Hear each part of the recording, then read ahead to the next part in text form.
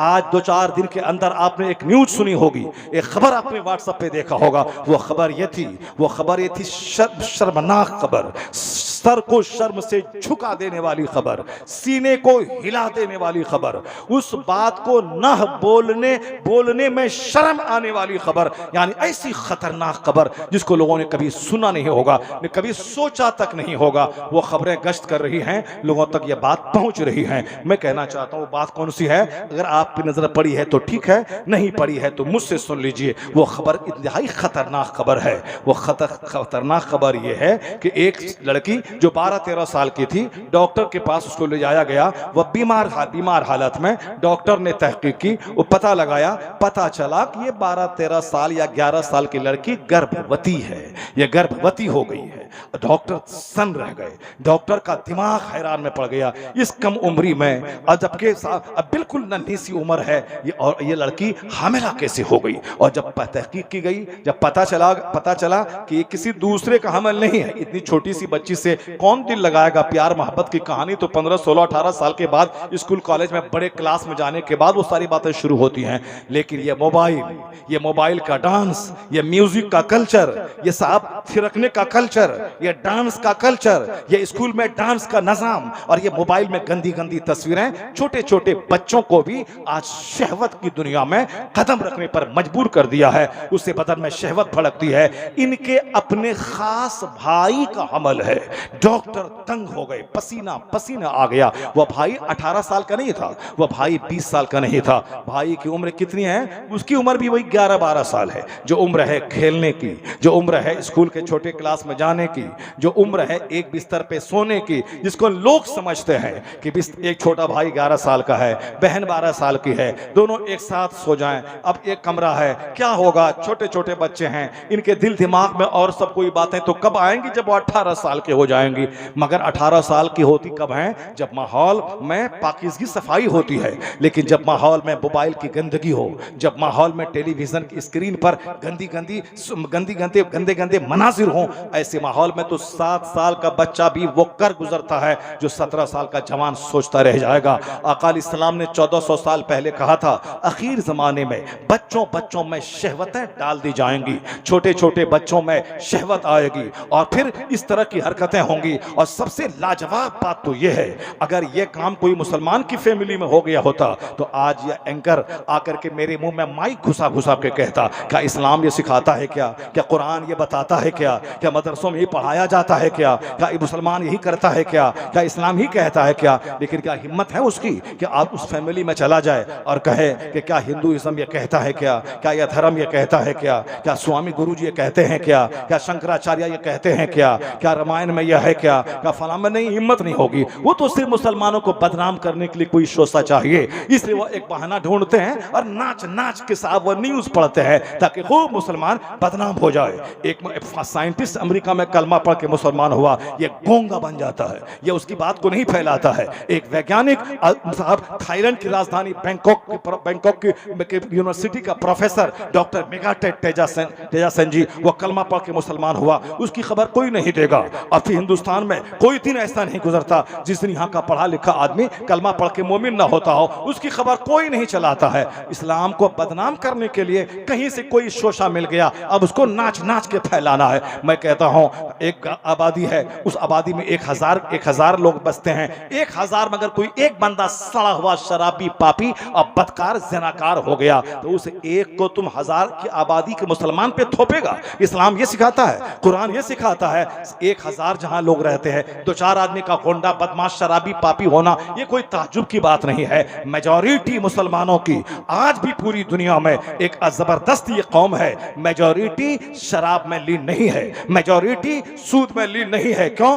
दूसरों के यहाँ समझाने का कोई सिस्टम नहीं है। पर हमारे यहाँ 5 वक्त की नमाज फर्ज के अलावा जुमा फर्ज है, और जुमा बगैर खुतबे जुमा के नहीं होती वो नमाज। खुतबे जुमा शर्त है, कंडीशन मशरूत है, बगैर वजू के नमाज नहीं, तो बगैर खुतबा जुमा के जुमा की नमाज नहीं। तो वहाँ हर जुमा के दिन कंपलसरी वाज जरूरी है, ईदैन में वाज जरूरी है। ईदैन का खुतबा लंबा होगा ताकि साल भर की रूहानी खुराक मिल जाए। जुमा का खुतबा छोटा होगा ताकि एक हफ्ते की रूहानी खुराक मिल जाए। या सीरत में सीरत के जलसे, ये महफिल मिलाद, ये छोटी छोटी महफिलें, ये इमाम के हुजरे में जाके उनसे नसीहत सीखना, ये हमें डांटने वाले लोग मौजूद है। जुमा के दिन समझाने वाला, सीरत की महफिल में समझाने वाला, दस्तारबंदी के जलसों में समझाने वाला। इसलिए दूसरी कौमों के मुकाबले में हमारे यहाँ शराब है मगर शराब कम है, ज़िना है मगर कम है, सूद है मगर कम है, क्योंकि उसके यहाँ कोई डांटने वाला नहीं है। और हमारे यहाँ मेरा बाप भी डांटता है, मेरे उस्ताद भी डांटते हैं, मेरे उलमा भी डांटते हैं।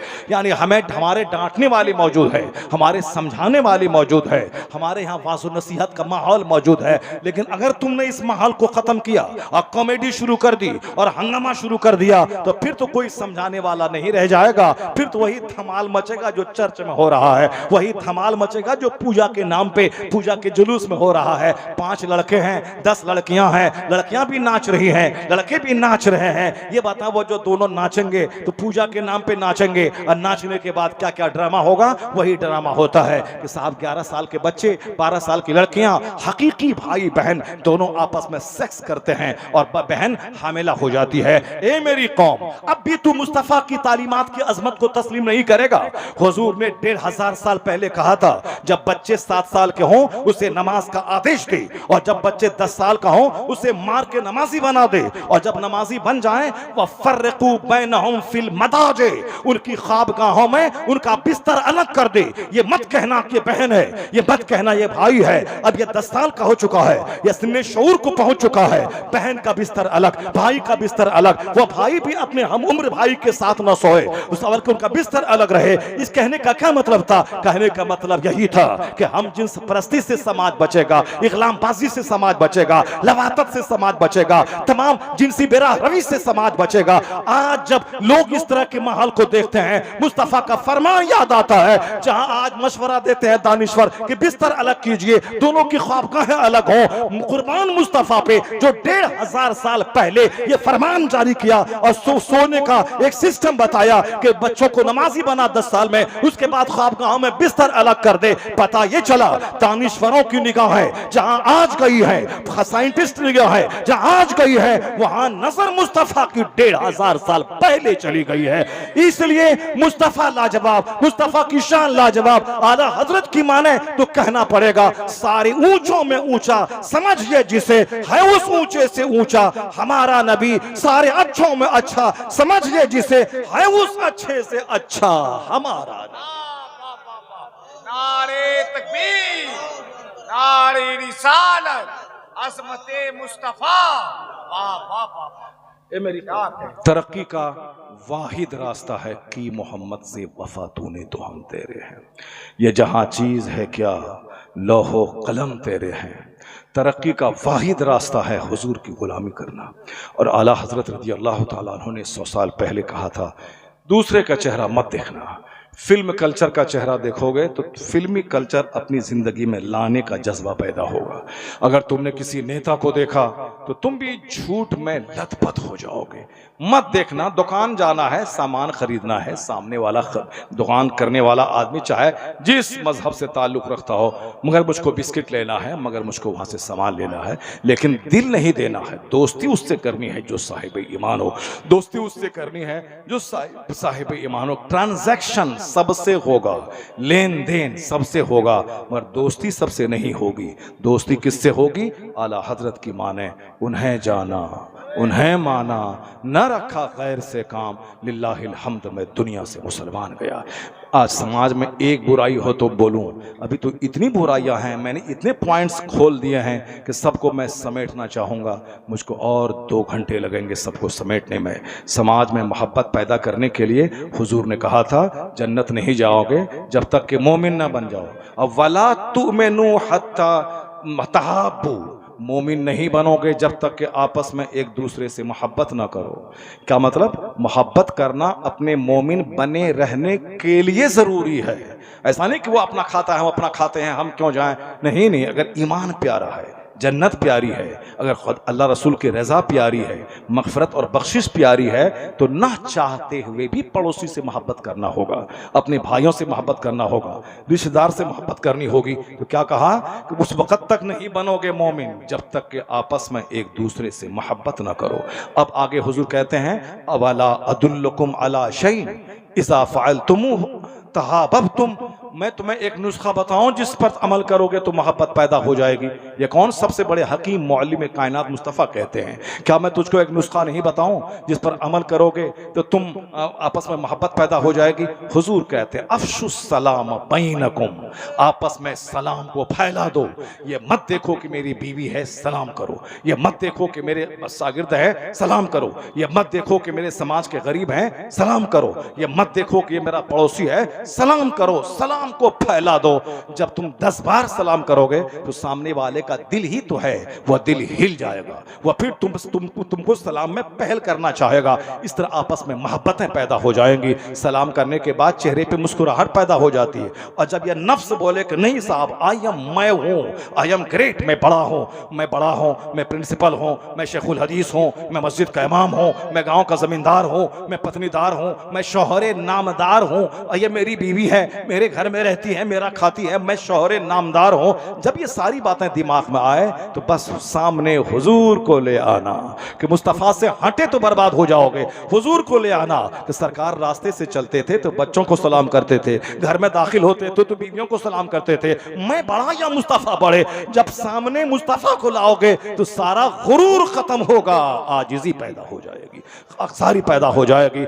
एक हंगामे महशर हो तो उसको भूलो, सैकड़ों बातों को रह रह कर ख्याल आता है। एक बुराई हो तो हो, समाज तो बुराइयों का गहवारा बन चुका है। सबके दिमाग में घमंड और गुरूर बसा हुआ है। मैंने मकान बना लिया, मैंने मोटरसाइकिल खरीद लिया, मैंने कार खरीद लिया। उसी उम्मुल अहादीस में आया है, एक शख्स आया हुजूर के सामने बैठ करके, वो अपनी रान को हुजूर की रान अक़दस से मिला दिया, हाथ पाँव पे रखा, उसके बाद पूछा फ़अख़बिरनी अनिल इस्लाम, इस्लाम के बारे में खबर दीजिए। हुजूर ने जवाब दिया। फिर वो कहता है कि सदक़ता, आपने सच कहा। सहाबे कराम कहते हैं हम लोगों को ताज्जुब हुआ, यसअलहु व युसद्दिक़हु, सवाल भी करता है और उसकी तस्दीक भी, कन्फर्मेशन भी दे रहा है। फिर ईमान के बारे में पूछा, हुजूर ने बताया। फिर क़यामत एहसान के बारे में पूछा, हुजूर ने बताया। फिर क़यामत के बारे में पूछा, क़यामत की निशानियों के बारे में पूछा। जो बात मैं कहने जा रहा हूँ ये बात यही है। आका ने क्या फरमाया, अंतलदल अमतो रब्बतहा, जब देखना कि बांदियां, ये नौकरानी, ये घर में काम करने वाली औरतें ये अपने मालिक को जन्म दे रही हैं, तो समझ जाना कि क़यामत करीब आ गई है। और आगे कहते हैं, वन तरल हुफातल औरातल आलता यानी बकरियों का चराने वाला, ये नंगे बदन नंगे पांव रहने वाला, ये बकरियों का चराने वाला, ये ततावलूना फिल बुनियान, यानी ऊंची ऊंची इमारतों में इतराने लगे तो समझ जाना क़यामत करीब आ गई है। यानी जो बकरी चराता था, जो नंगे पांव रहता था, जो नंगे बदन रहता था, मगर आज ऊंचे ऊंचे महलों में आराम कर रहा है, जो आज देख रहे हैं ये क़यामत की निशानी है, ना कि डेवलपमेंट है, ना कि तरक्की है। दुनिया विनाश की तरफ जा रही है। तो बुलेट खरीदना डेवलपमेंट नहीं है, मकान बनाना डेवलपमेंट नहीं है, अब 2-4-10 बीघा जमीन खरीदना डेवलपमेंट नहीं है। इंसान बनना डेवलपमेंट है, नमाजी बनना डेवलपमेंट है, बाहया बनना डेवलपमेंट है, मुअद्दब बनना डेवलपमेंट है। कोई मकान पे मकान बना रहा है, ये मत बोले कि तरक्की कर रहा है। कोई अखलाक पे अखलाक ऊंचा कर रहा है, समझ जाए ये डेवलपमेंट, ये तरक्की कर रहा है। ये नमाजी है, ये रोज़ेदार है, ये बाअखलाक है, इसके अखलाक ऊंचे हैं, तब कहें ये डेवलपमेंट है, ये स्पिरिचुअल अपलिफ्टमेंट है, ये रूहानी तरक्की है, ये अखलाकी डेवलपमेंट है। जो लोग इस तरह की बुराइयों में मुलव्विस हैं वो मुस्तफ़ा को सामने रखें, हुजूर की हदीस पढ़ें, तब उनके दिल दिमाग के सारे तारे हिल जाएंगे, दिमाग की सारी कसाफतें और गंदगी ख़त्म हो जाएगी। नमाज पढ़ना सबसे बड़ा फ़र्ज़ है, नमाज छोड़ना सबसे बड़ा गुनाह है। अगर ये पढ़ते रहेंगे तो धीरे धीरे छोटी छोटी बुराइयां जो समाज में चोर दरवाजे से आ गई हैं, काफिरों के दरवा घर से आ गई हैं, धीरे धीरे वो सारी बुराइयां खत्म हो जाएंगी, वरना लोग सुनेंगे, मजा लेंगे। आज आपको मालूम होगा कि करोड़ों लोग मेरी उस क्लिप को सुन रहे हैं कि साहब जहेज की मजम्मत के ताल्लुक से जो मैंने कहा था, क्या कहा था कि लड़की पाँव पापोस लाएगी, पोछेगा ये हिजड़ा, पलंग लड़की लाएगी, सोएगा ये हिजड़ा, साहब वॉशिंग मशीन लड़की लाएगी और कपड़ा धोएगा ये हिजड़ा। करोड़ों लोग आज गैर मुस्लिम आपसे ज्यादा सुन रहे हैं, उसकी खवातीन सुन रही हैं, उसकी खवातीन इसकी रील बना बना के समाज में फैला रही है। क्यों फैला रही है? क्योंकि एक जबरदस्त तनकीद है समाज के गलत सिस्टम पे। इस मुतालबा जहेज ने हिंदुओं को भी खोखला किया। जहेज के मुतालबा ने मुस्लिम सोसाइटी को हिंदुआना रस्म रिवाज का हामिल बना दिया है। आका सलाम पे नजर रहे, आपकी बेटी फातिमा ज़हरा की शादी मस्जिद नबवी में हो गई, न 5 स्टार होटल, न बहुत बड़ा लंबा चौड़ा टेंट, न बहुत बड़ा कार्ड की छपाई, शादी को महंगी नहीं। मुस्तफा चाहते तो मौला अली को सोने का ताज जन्नत से मंगवा के पहना देते, अपनी बेटी फातिमा को सर से लेके पांव तक जेवरात से उसको जेवरात से लाद देते, लेकिन नहीं, वही पुराने कपड़े में कायनात के मालिक को मुख्तार की बेटी की शादी हो रही है, उसी सिंपल अंदाज में शेर खुदा मौला अली की शादी हो रही है। तो रिजल्ट उसका क्या निकल रहा है? रिजल्ट ये निकल रहा है कि जब शादी सिंपल है और दुल्हन सिंपल रह रही है और दूल्हा सिंपल है मगर रात सजदों से आबाद है, तो उन दोनों के मिलने के बाद जो बच्चा तवल्लुद हुआ वो कायनात का जोग्राफिया बदलने वाला लुच्चा लफंगा नहीं बल्कि इमाम हसन पैदा हुआ, इमाम हुसैन पैदा हुए। जब बाप थे मौला अली, माँ थी फातिमा ज़हरा, शादी हुई सिंपल, तो फिर नतीजा हुआ कि बच्चा तारीख बदलने वाला, तारीख का रुख मोड़ने वाला पैदा हुआ। आज जब मुतालबा जहेज जोरों पे है, आज साहब लड़की के बाप को जमीन बेचवा के घड़ी राडो घड़ी पहनने का शौक, बुलेट पे चढ़ने का शौक, कार पे चलने का शौक है, तो आने वाले बच्चे कैसे हो रहे हैं उसका भी ख्याल कीजिए।